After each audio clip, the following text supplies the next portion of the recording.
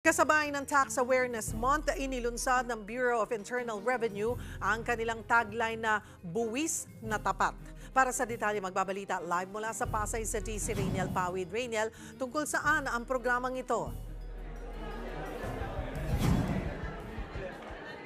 Cheryl, nandito nga tayo ngayon sa Maila Pavilion sa may Pasay City para sa pag-arangkada ng tax campaign ng Bureau of Internal Revenue. Inaasahan na malalampasan nila yung halos 3 trilyong tax collection noong 2024 na pinakamalaki nga sa loob ng halos 2 dekada.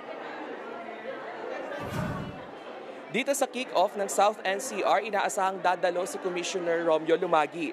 Ayon kay Director Ed Tolentino, isa sa mga tututukan nila ang mga tax evader. Isama na rin umano ang lumalalang kaso ng mga establishmento na gumagamit ng pekeng resibo. Kailangan na rin umanong tuldukan ang paglaganap ng mga hindi rehistradong vape at sigarilyo.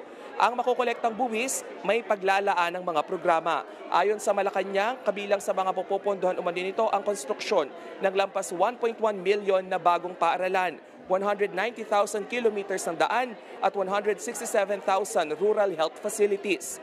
Ito nga daw ay gagawin lalo na sa mga mahihirap na lugar sa bansa. Cheryl, ngayon nga, kanina lang 3 minutes ago, nakita na natin dumating si BIR Commissioner Romeo Lumagi dito sa lugar. At sabi niya nga, itong BIR South NCR, yung isa sa pinakamalaking tax collector sa buong bansa for the past decade. Nitong nakaraang taon, umabot sa 1.5 billion pesos yung naging tax collection nitong region na ito, kung saan nag-generate mostly doon sa real estate at hotel and service. At pinapanawagan naman natin doon sa ating mga taxpayer na to file and pay their taxes, your income tax return nila sa on or before April 15. Ito nga daw ay ilalaan para sa mga proyekto ng pamahalaan. Cheryl. Maraming salamat, Rainiel Pawid.